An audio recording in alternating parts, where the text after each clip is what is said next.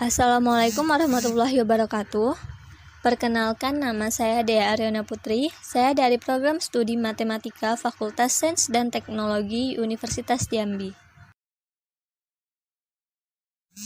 Pada video kali ini, saya akan membahas tentang dinamika gerak.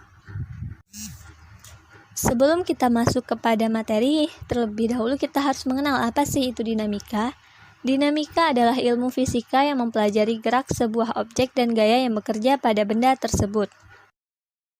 Hukum 1 Newton yaitu di mana sigma F sama dengan 0, yang artinya jika resultan gaya pada suatu benda sama dengan 0, maka benda yang mula-mula diam akan tetap diam, benda yang mula-mula bergerak akan terus bergerak dengan kecepatan konstan.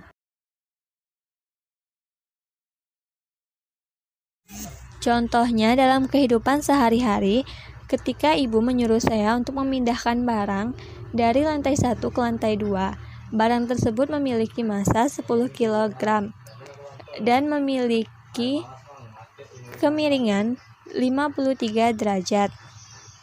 Jika koefisien gesekan antara benda dan permukaan tangga 0,2, berapakah besar gaya minimal supaya benda tetap akan bergerak?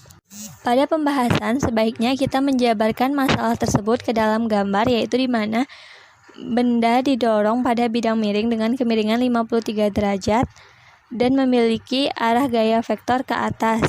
Nah, setelah itu, sebaiknya kita menggunakan garis kartesius. Garis kartesius atau sumbu X dan sumbu Y selanjutnya itu adalah menentukan gaya berat. Gaya berat selalu berpusat pada pusat bumi, dan gaya normal selalu berlawanan arah dengan gaya berat. Begitu pula dengan gaya gesek selalu berlawanan dengan gaya benda. Karena gaya berat tidak pas pada garis kartesius, maka pertama kita harus menentukan sudut antara gaya berat dan garis kartesius, sehingga menghasilkan sudut 53. Garis kartesius yang dekat pada sudut disebut dengan W cos theta, sedangkan yang satunya yaitu adalah W sin theta.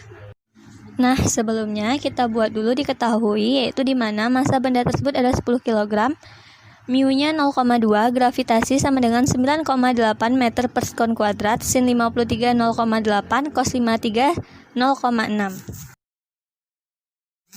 Selanjutnya kita masukkan ke dalam rumus, yaitu sigma fx sama dengan 0, di mana sigma fx sama dengan f dikurang fs dikurang w sin 53 derajat sama dengan 0.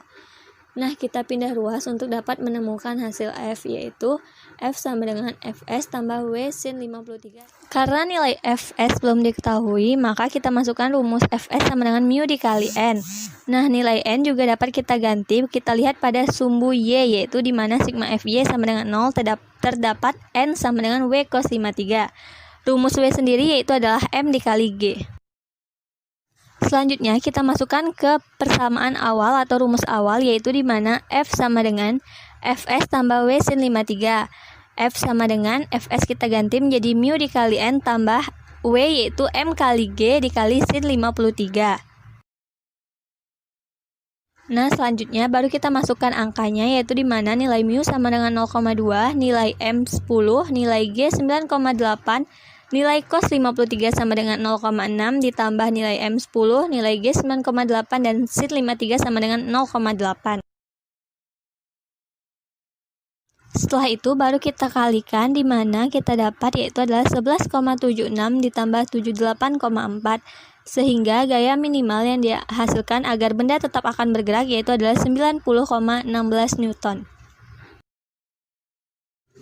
Hukum 2 Newton, yang artinya adalah jika resultan gaya pada suatu benda tidak sama dengan 0, maka besarnya akan sama dengan perkalian antara massa objek dan percepatannya, yang artinya adalah sigma F tidak sama dengan 0 atau sigma F sama dengan massa dikali percepatan. Contohnya yaitu adalah ketika saya ingin memindahkan barang-barang yang ada di kamar saya, yaitu saya ingin memindahkan lemari agar tepat di samping jendela dengan massa lemari yaitu adalah 20 kg dan gaya 200 Newton. Berapakah percepatannya? Selanjutnya pada pembahasan yang pertama kita tulis dulu diketahui apa saja yang terdapat pada masalah tersebut, yaitu di mana massa lemari atau massa benda yaitu sebesar 20 kg. gayanya 200 Newton, yang ditanya berapakah percepatan. Nah, selanjutnya kita masukkan ke dalam rumus di mana hukum 2 Newton berbunyi sigma F sama dengan M dikali A, yaitu sama dengan 200 sama dengan 20 dikali A. 20A sama dengan 200, sehingga A 200 per 20, sehingga hasil dari percepatan sama dengan 10 meter per sekon kuadrat. Hukum 3 Newton yaitu yang berbunyi jika benda pertama mengerjakan gaya pada benda kedua, maka pada saat yang sama benda kedua juga memberikan gaya pada benda pertama dengan besar gaya yang sama tetapi berlawanan arah, di mana F aksi sama dengan min F reaksi. Contohnya, ketika Amir mendorong tembok, maka Amir akan merasakan dorongan pula, yaitu semakin kuat Amir mendorong tembok, maka semakin kuat pula dorongan yang akan diberikan kepada Amir. Hal itu menunjukkan bahwa memiliki gaya, namun gaya tersebut memiliki arah yang berlawanan. Baiklah, hanya ini yang dapat saya sampaikan dalam video ini. Jika ada salah kata, saya mohon maaf. Saya akhiri dengan wabillahi taufiq wal hidayah. Wassalamualaikum warahmatullahi wabarakatuh.